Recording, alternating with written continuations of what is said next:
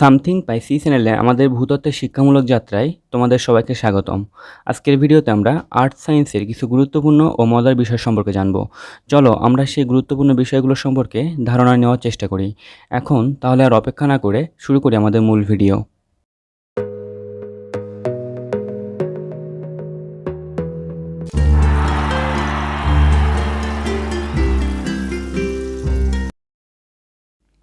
আজকের ভিডিওতে আমরা আলোচনা করব ভূবিজ্ঞানের একটি টপিক ওয়েদারিং সম্পর্কে বা ওয়েদারিং বা আবহাওয়া বিকার সম্পর্কে।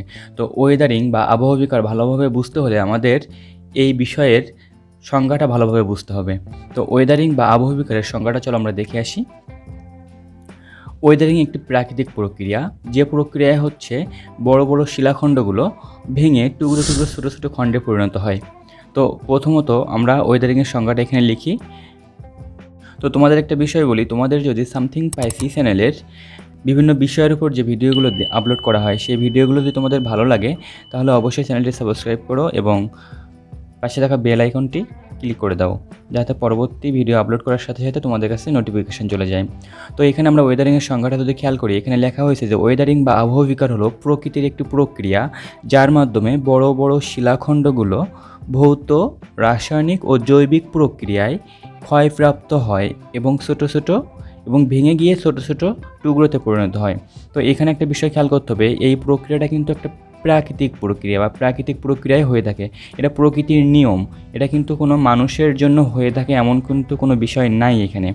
তো এটা প্রাকৃতিক প্রক্রিয়া এবং এই প্রক্রিয়ায় কি হবে, বড় বড় যে শিলাখণ্ডগুলো আছে সেই শিলাখণ্ডগুলো ভেঙে যাবে এবং এই যে শিলাখণ্ডগুলো বড় বড় শিলাখণ্ডগুলো যে ভেঙে যাবে এটা হচ্ছে তিন প্রক্রিয়া মেনলি ভাঙবে।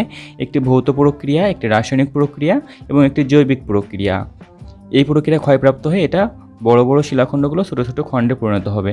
যেমন দেখো এখানে আমরা যে শিলাখণ্ডটা দেখতে পাচ্ছি, এই শিলাখণ্ডটা বিভিন্ন কেমিক্যাল বা রাসায়নিক বিক্রিয়ার মাধ্যমে ক্ষয়প্রাপ্ত হয়ে ছোটো ছোটো এই যেসব জায়গা থেকে ক্ষয় হয়ে গিয়েছে এইগুলো সেডিমেন্ট হিসেবে অন্য জায়গায় গিয়ে জমা হয়েছে। এই একটা শিলাখণ্ড আমরা দেখতে পাচ্ছি, যেটা হচ্ছে একটা বড় শিলাখণ্ড ছিল এবং ছোটো ছোটো খণ্ডে পরিণত হয়ে গেছে এবং এগুলো আরও ছোটো ছোটো খণ্ডে পরিণত হয়ে এখানে আমরা দেখতে পাচ্ছি যে আরও অনেক ছোটো ছোটো খণ্ডে পরিণত হয়েছে। তো এগুলো সব ওয়েদারিংয়ের ফল। তো এখানে এই একটা শিলাখণ্ড আমরা দেখতে পাচ্ছি যেখানে গাছের শিকড় এই শিলাখণ্ডটাকে ভেঙে, বড় একটা শিলাখণ্ড ছিল সেটাকে ভেঙে ছোটো খণ্ডে পরিণত করে দিয়েছে। তো এই যে বড় বড় শিলাখণ্ডগুলো ছোটো ছোটো খণ্ডে পরিণত হলো, এই ছোটো ছোটো খণ্ডগুলো আরও ছোটো ছোটো খণ্ডে পরিণত হবে এবং এভাবে ছোটো ছোটো খণ্ডে পরিণত হতে হতে একটা সময় এগুলো সেডিমেন্ট আকারে পানির মাধ্যমে বাহিত হয়ে যেখানে পানির কারেন্ট নাই সেখানে গিয়ে জমা হবে। তো সেটাকে আমরা বলবো সেডিমেন্ট। এবং এই সেডিমেন্টটা বিভিন্ন কেমিক্যাল, বিভিন্ন রাসায়নিক প্রক্রিয়া এবং বিভিন্ন যে জৈব উপাদানগুলো রয়েছে এদের সাথে মিক্সার হয়ে একটা দীর্ঘ সময় পরে এটা মাটিতে পরিণত হয়।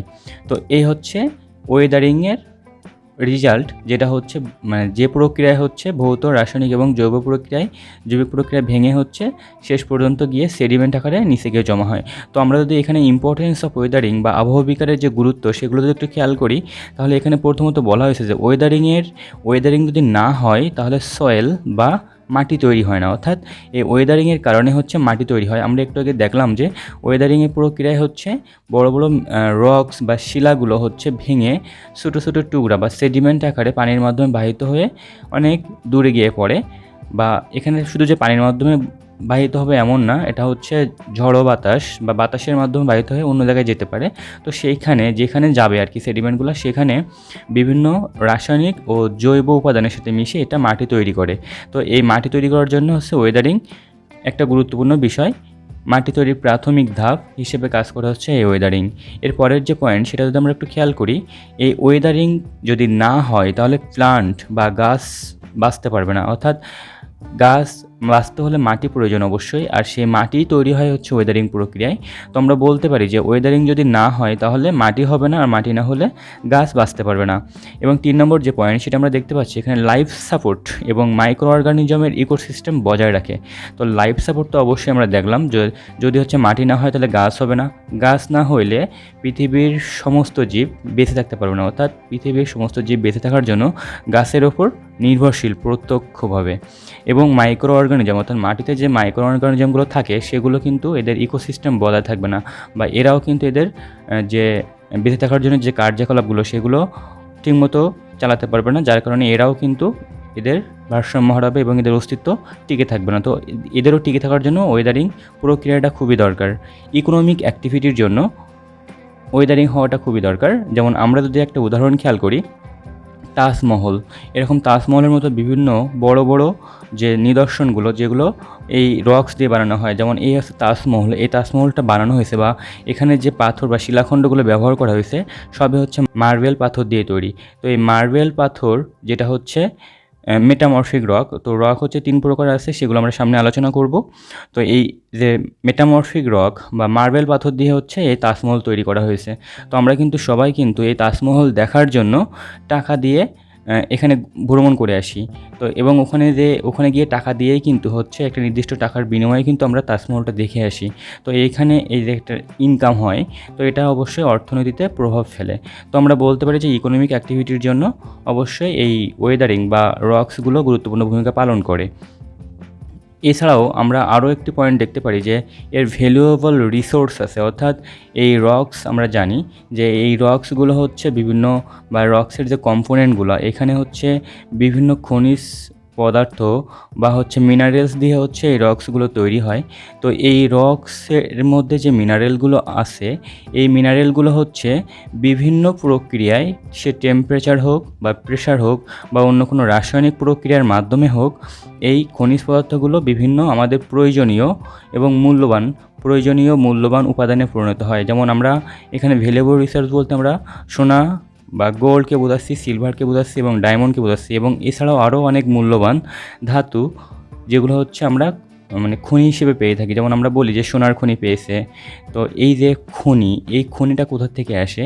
এই খনিটা তৈরি হয় হচ্ছে এই রক্সের ভিতর যে মিনারেলসগুলো আছে সেই মিনারেলসগুলো বিভিন্ন রাসায়নিক প্রক্রিয়া এবং টেম্পারেচার প্রেশারের কারণে এর হচ্ছে মানে কেমিক্যাল প্রপার্টিসের পরিবর্তন ঘটে, এবং পরিবর্তন ঘটে হচ্ছে এখানে সোনা বা এরকম বিভিন্ন মূল্যবান হচ্ছে রাসায়নিক মূল্যবান এরকম উপাদানে পরিণত হয়। যেমন আমরা এখানে সোনাকে দেখতে পাচ্ছি, এই সোনাটা হচ্ছে বিভিন্ন টেম্পারেচারের কারণে পরিবর্তন হয়ে সোনা হয়েছে, যেটা একটা সময় খনিজ মিনারেলস ছিল।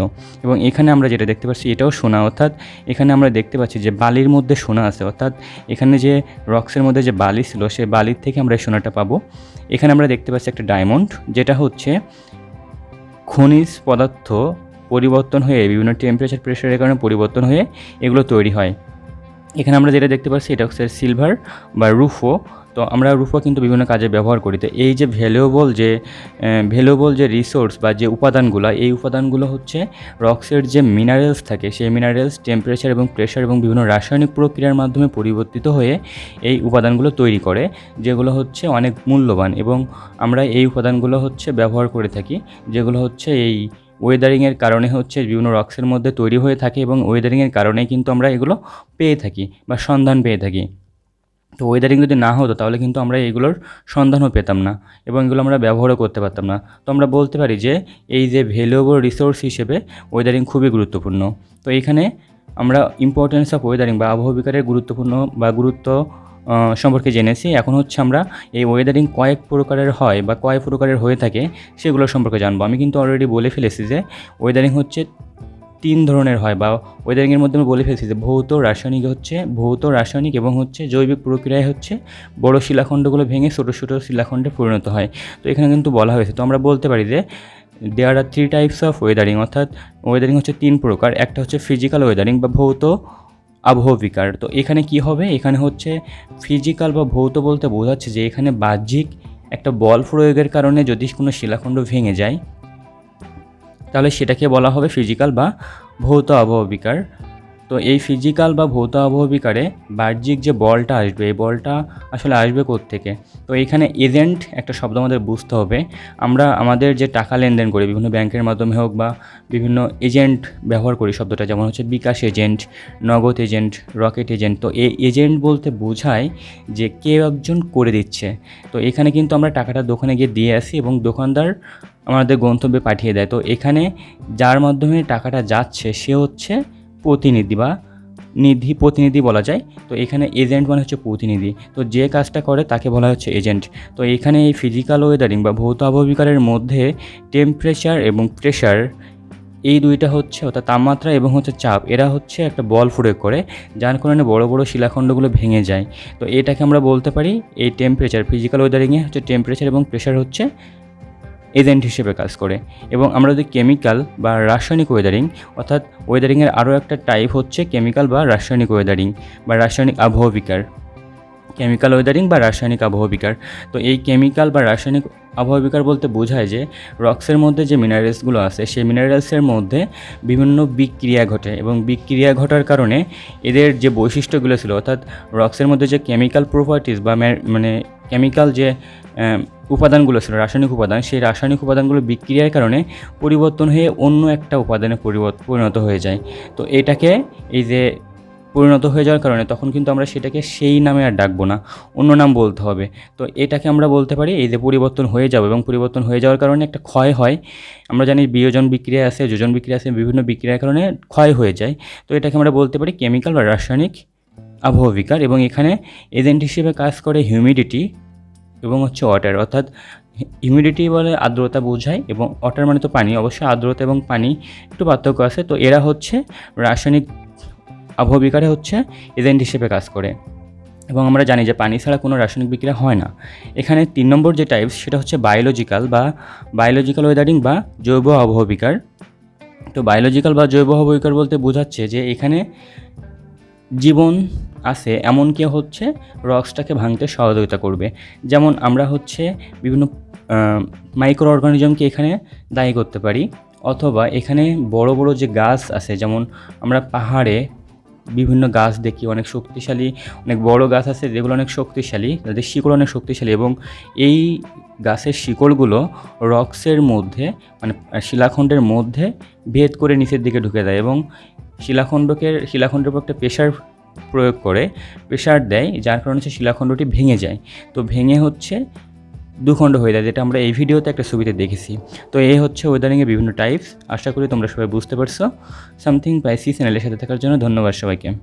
সামনের ভিডিওতে আমরা এই বড় বড় শিলাখণ্ড বা রক্স কীভাবে তৈরি হয় সে সম্পর্কে জানবো, এবং তারপরে হচ্ছে ওয়েদারিংয়ের বিভিন্ন টাইপস সম্পর্কে আমরা আলোচনা করব, তাহলে তোমাদের বুঝতে সুবিধা হবে।